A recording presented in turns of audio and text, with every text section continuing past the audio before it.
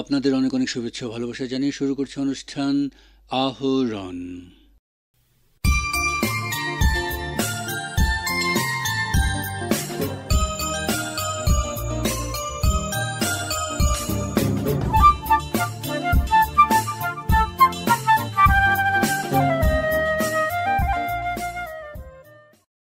বৃষ্টিপাতের মরশুম শুরু হয়েছে।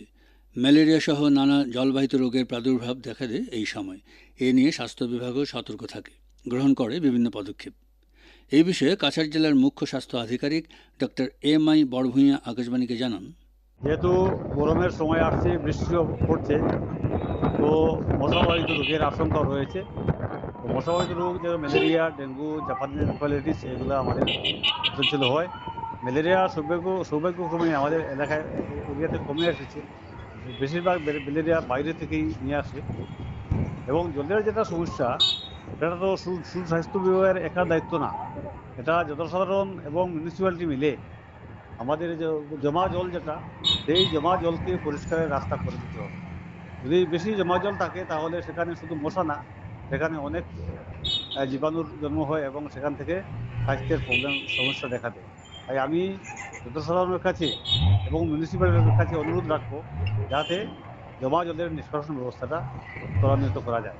আর স্বাস্থ্য বিভাগের তরফ থেকে আমাদের ম্যালেরিয়া বিভাগের তরফ থেকে আশা কর্মীরা এবং স্বাস্থ্য বিভাগের অন্যান্য কর্মীরা সজাগ রয়েছেন, যেখানেই আমরা প্রত্যক্ষভাবে এবং পরোক্ষভাবে আমরা এগুলা রোগের জন্য আমরা নিরীক্ষণ করে থাকি।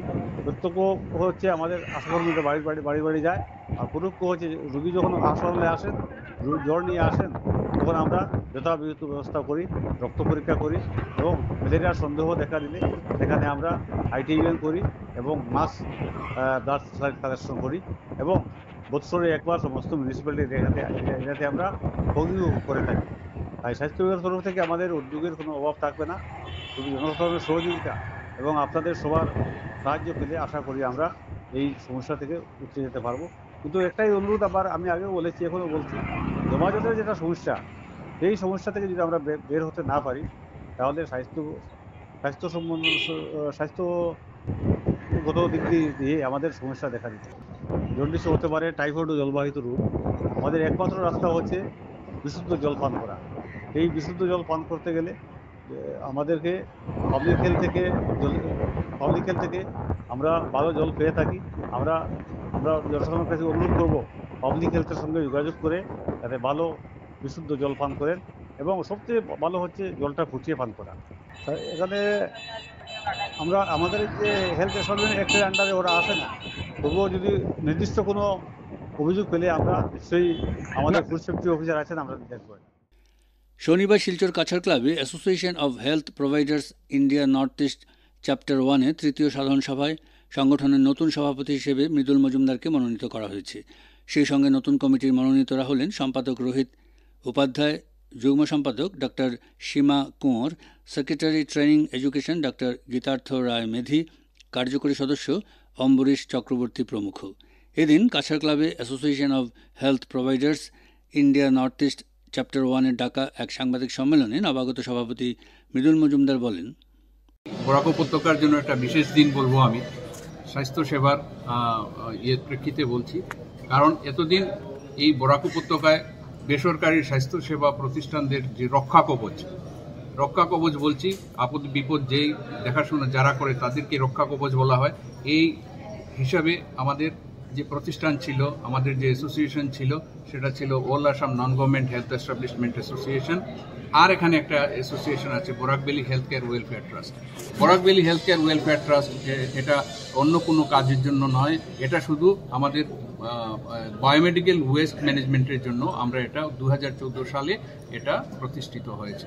তো আজকের দিনে সর্বভারতীয় সংস্থা AHPI অর্থাৎ association of health providers India, যেটা সর্বভারতীয় সংস্থা এবং সর্বভারতীয় সংস্থার নর্থ ইস্ট চ্যাপ্টার, নর্থ ইস্টে দুটো চ্যাপ্টার আছে, চ্যাপ্টার 1 এবং চ্যাপ্টার 2।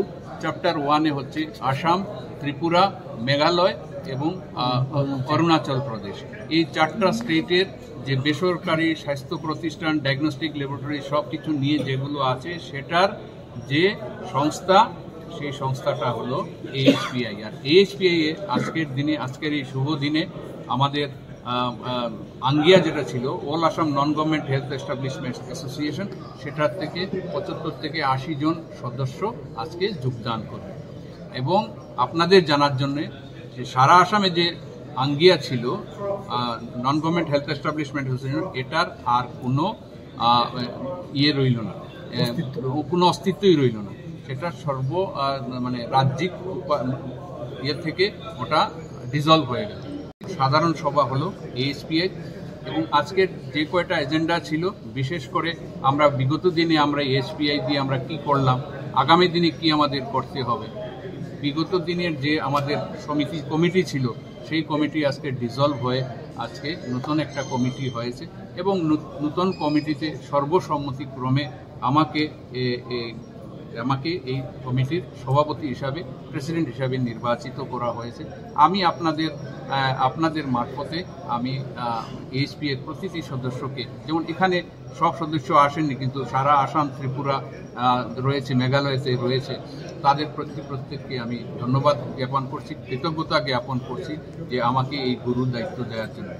তো আমি আশা করব আপনাদের এই চ্যানেল মারফত, আপনাদের পত্রিকা মারফত আমাদের যে আমাদের করার আগামী দিনে AHPI কি করবে না করবে আপনাদের মারফত প্রচারিত হবে।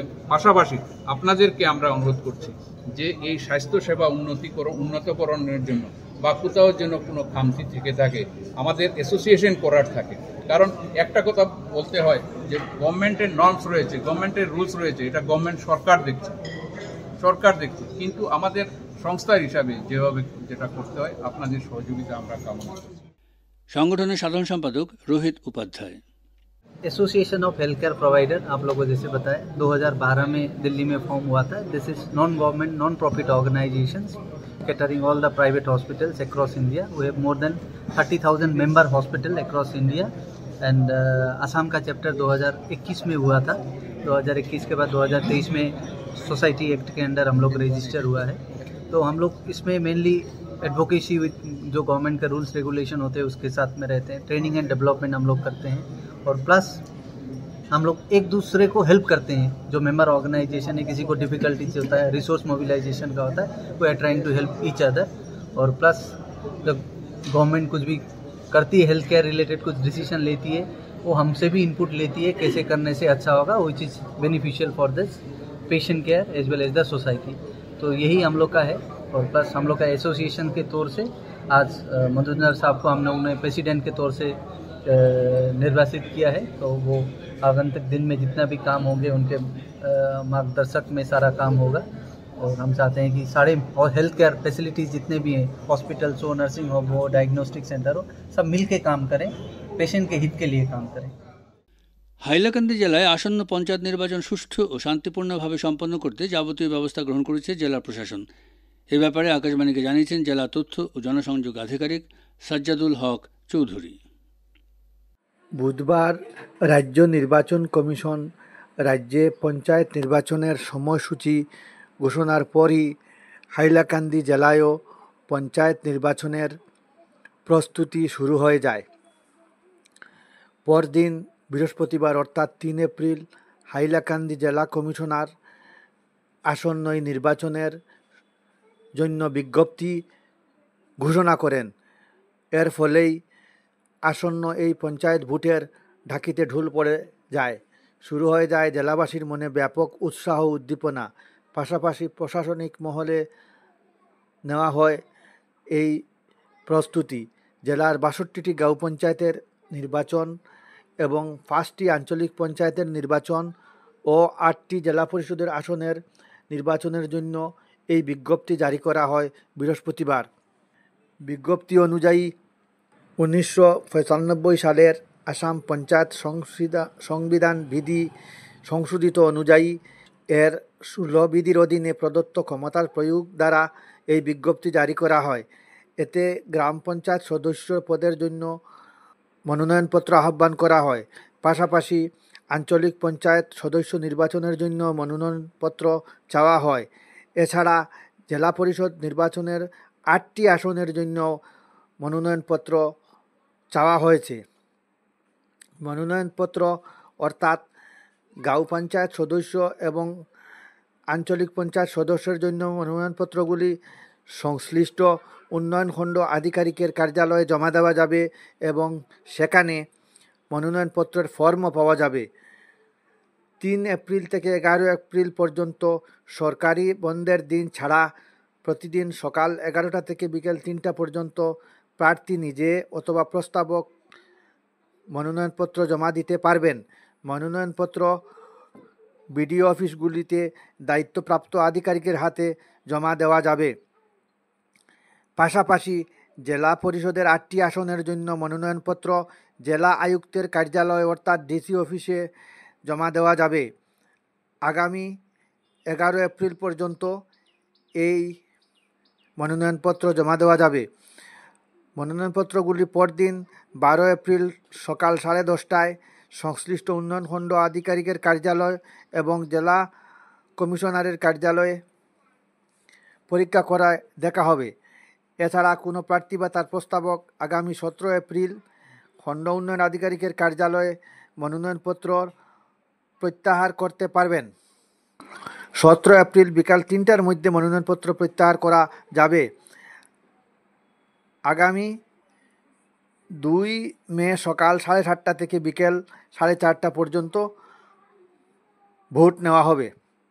এদিকে এই পঞ্চায়েত নির্বাচনের সূচি ঘোষণার সাথে সাথে জেলায় রাজ্যিক নির্বাচন কমিশনের আদর্শ আচরণবিধি কার্যকর হয়েছে। জেলায় এই আদর্শ আচরণবিধি কার্যকর করতে সার্কেল পর্যায়ে 4টি টাস্ক ফোর্স গঠন করা হয়েছে। সার্কেল অফিসারগণ তাদের সংশ্লিষ্ট সার্কেলে এই টাস্ক ফোর্সের নেতৃত্ব দেবেন। এতে প্রতিটি সার্কেল পর্যায়ে 7 জন করে সরকারি আধিকারিক এবং কর্মচারীরা থাকবেন। এছাড়া সংশ্লিষ্ট থানার ওসিরাও এতে সদস্য হিসাবে কাজ করবেন। নির্বাচনী প্রচার অভিযানের সময় আদর্শ আচরণবিধি লঙ্ঘন হচ্ছে কিনা এই টাস্ক ফোর্স তার উপর নজরদারি রাখবে। সরকারি ভবন ইত্যাদিতে রাজনৈতিক দেওয়াল-লিখন মুছতে এবং পতাকা টাঙানো পতাকা সরিয়ে দিতে, ব্যানার ইত্যাদি সরাতে এই টাস্ক ফোর্স কাজ করবে। জেলা প্রশাসনের আবেদন থেকে ইতিমধ্যে জেলার রাজনৈতিক দলগুলি এবং সরকারি আধিকারিকের কার্যালয়গুলির প্রধানদেরকে তাদের সরকারি সম্পত্তি থেকে তাদের প্রচার অভিযানের সামগ্রীগুলি সরিয়ে নিতে বলা হয়েছে। পাশাপাশি এই নির্বাচনকে কার্যকর করে তুলতে জেলার সরকারি আধিকারিকদের ছুটিও বাতিল করা হয়েছে। প্রশাসন থেকে কেউ আগাম অনুমতি না নিয়ে কোনো সরকারি আধিকারিক কর্মচারী কোনো ধরনের ছুটিতে যেতে পারবেন না। এদিকে এই নির্বাচনের জন্য সম্প্রতি রাজনৈতিক দলগুলোর কর্মকর্তাদেরকে নিয়ে প্রশাসনের একটি সভারও আয়োজন করা হয়। এতে জানিয়ে দেওয়া হয় যে রাজ্যিক নির্বাচন কমিশনের 2025 সালের 6 জানুয়ারি তারিখে ইস্যু করা model of conduct code of conduct অনুসারে এই নির্বাচন পরিচালনা করা হবে। এই মডেল কোড অফ কন্ডাক্ট অনুযায়ী কন্ডাক্টটি ভারতীয় নির্বাচন কমিশনের কোড অফ কন্ডাক্টের অ্যানেক্সার 1 এর 5, 6, 11 এবং 16 অনুযায়ী পরিচালনা করা হবে। এতে শান্তিপূর্ণ নির্বাচনের জন্য বিভিন্ন ব্যবস্থা নেওয়া হয়েছে। এই ব্যবস্থাগুলি রাজনৈতিক দলগুলোকে অনুসরণ করতে সবাই জানিয়ে দেওয়া হয়। এই মডেল কোড অফ কন্ডাক্টের আসল কপিটি কমিশনের ওয়েবসাইট থেকে ডাউনলোড করে নিতে রাজনৈতিক দলগুলোকে সবাই পরামর্শ দেওয়া হয়ে গেছে। রাজনৈতিক দলগুলির কর্মকর্তাকে নির্বাচনী ব্যয়ের হিসাব সম্পর্কে বুঝিয়ে দেওয়া হয়েছে সম্প্রতি অনুষ্ঠিত এই সভায়। জেলা পরিষদের সদস্য নির্বাচনের জন্য একজন প্রার্থী সর্বোচ্চ 10 লক্ষ টাকা খরচ করতে পারবেন। আঞ্চলিক পঞ্চায়েত সদস্যের জন্য 2.5 লক্ষ টাকা এবং পঞ্চায়েত সদস্যের জন্য 25,000 টাকা সর্বোচ্চ খরচ করা যাবে বলেও সবাই জানিয়ে দেওয়া হয়েছে। এছাড়া আসন্ন এই নির্বাচন সুষ্ঠু ও শান্তিপূর্ণভাবে সম্পন্ন করতে হাইলাকান্দির জেলা ম্যাজিস্ট্রেট ভারতীয় নাগরিক সুরক্ষা সংহিতার 63 ধারা অনুসারে জেলায় বিভিন্ন নিষেধাজ্ঞা জারি করেছেন। এই নিষেধাজ্ঞা অনুসারে প্রশাসনের অনুমতি ছাড়া 5 বা ততোধিক ব্যক্তির সমাবেশ, র্যালি, জনসভা, নির্বাচনী প্রচার সভা ইত্যাদি নিষিদ্ধ ঘোষণা করা হয়েছে। অনুমতি নিলেও রাত 10টার পর কোনো সভা করা যাবে না। পাশাপাশি জেলায় কোনো মেলার আয়োজনও করা যাবে না। নির্বাচনী প্রচার অভিযানে রাষ্ট্রবিরোধী কোনো ভাষণ অথবা বিদ্বেষ ছড়াতে পারে এমন কোনো ভাষণ, স্লোগানবাজি ইত্যাদি দেওয়া যাবে না। কোনো ব্যানার, পোস্টার, ওয়াল রাইটিং ইত্যাদিতে আপত্তিজনক কোনো মন্তব্য বা সাম্প্রদায়িক সম্প্রীতি ক্ষুণ্ণ করতে পারে অথবা ধর্মীয় কিংবা ভাষিক বিদ্বেষ ছড়াতে পারে তাও প্রচার করা যাবে না। কোনো ব্যক্তিবিশেষ অথবা বাণিজ্যিক প্রতিষ্ঠান থেকে কোনো ধরনের দান গ্রহণ করা যাবে না। এছাড়া এই নিষেধাজ্ঞায় লাইসেন্সপ্রাপ্ত সব ধরনের আগ্নেয়াস্ত্র নিকটবর্তী পুলিশ থানায় জমা দিতে বলা হয়েছে। সব মিলিয়ে জেলার জনসাধারণের মধ্যে গ্রামীণ এলাকার স্বায়ত্তশাসনের আরও গতি দিতে জনপ্রতিনিধিদের নির্বাচন করতে এই ভোট উপলক্ষে ব্যাপক উৎসাহ উদ্দীপনা লক্ষ্য করা যাচ্ছে হাইলাকান্দি জেলা জুড়ে। বিশ্ব ওরাল হেলথ দিবস 2025 উপলক্ষে সম্প্রতি শ্রীভূমিতে জেলা স্বাস্থ্য সমিতির উদ্যোগে এক সচেতনতামূলক র্যালির আয়োজন করা হয়। এবারের মূল বিষয় ছিল সুখী মুখ মানে সুস্থ শরীর।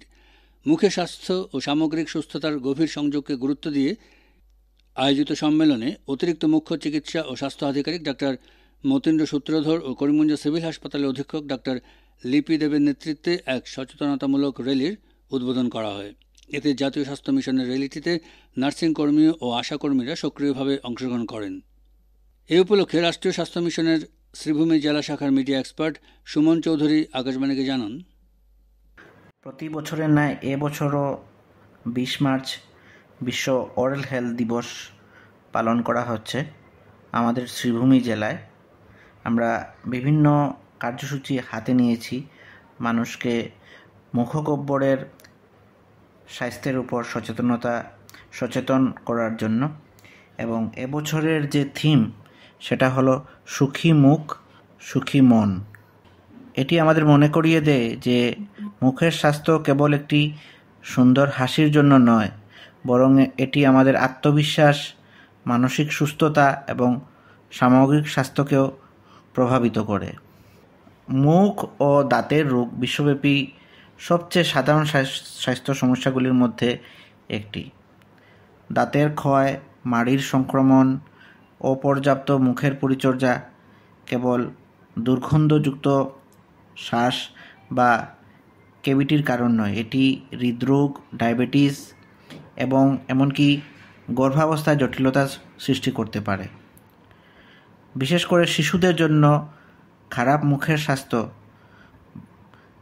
শিক্ষা, পুষ্টি এবং সামাজিক মেলামেশা প্রভাবিত করতে পারে। দাঁতের ব্যথায় কষ্ট পাওয়া শিশু স্কুলে মনোযোগ দিতে পারে না, যার ফলে তাদের শিক্ষাগত ও সামগ্রিক বিকাশ বাধাগ্রস্ত হয়।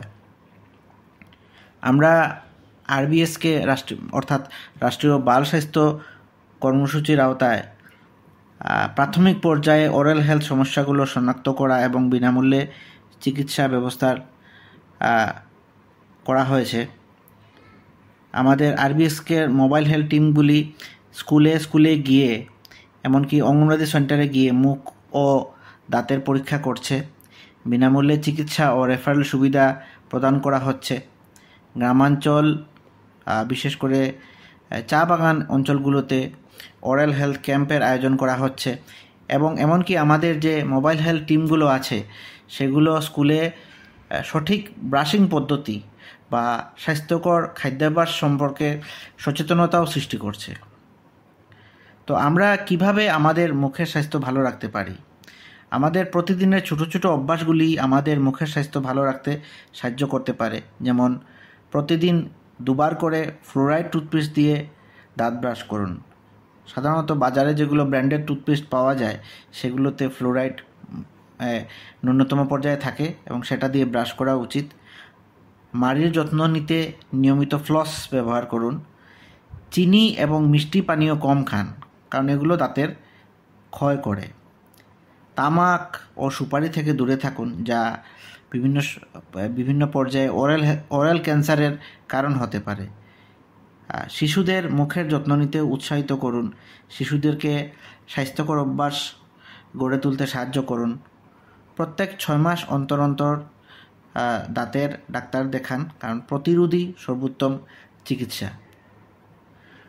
ওরাল হেলথ শুধুমাত্র একটি ব্যক্তিগত ব্যাপার নয়, এটি আমাদের সকলের একটা সম্মিলিত প্রচেষ্টা থাকা উচিত। রাষ্ট্রীয় স্বাস্থ্য অভিযানের আরবিএসকের মাধ্যমে আমরা শ্রীভূমি জেলায় মুখের স্বাস্থ্যকে যথেষ্ট গুরুত্ব দিচ্ছি। তবে শুধুমাত্র সরকারি উদ্যোগ যথেষ্ট নয়, আমাদের স্কুল, পরিবার, সমাজ একসঙ্গে কাজ করলে তবেই আমরা মুখের স্বাস্থ্য নিশ্চিত করতে পারি। আমাদের সিভিল হাসপাতালের ডিস্ট্রিক্ট আর্লি ইন্টারভেনশন সেন্টারে আমাদের 2 জন করে দাঁতের ডাক্তার আছেন এবং আমরা প্রতিদিন অনেক বাচ্চাদেরকে আমরা দেখি আসতে, যে দাঁতের সমস্যা, মুখের সমস্যা নিয়ে আসতে দেখা যায়। এবং ইদানিংকালে মুখগহ্বরের যে ক্যান্সার, সেটাও অনেকটা বেড়ে গেছে এবং সেটাও একটা চিন্তার ব্যাপার। তাই এই বিশ্ব ওরাল হেলথ দিবসে আসুন আমরা একসঙ্গে প্রতিজ্ঞা করি, আমি আমার মুখের যত্ন নেব, কারণ আমার মুখের স্বাস্থ্য আমার সামগ্রিক সুস্থতার সঙ্গে সম্পর্কিত। সুখী মুখ, সুখী মন। চলুন একসঙ্গে কাজ করি একটি সুস্থ শ্রীভূমি, একটি সুস্থ অসম এবং একটি সুস্থ ভারত গড়ে তোলার জন্য।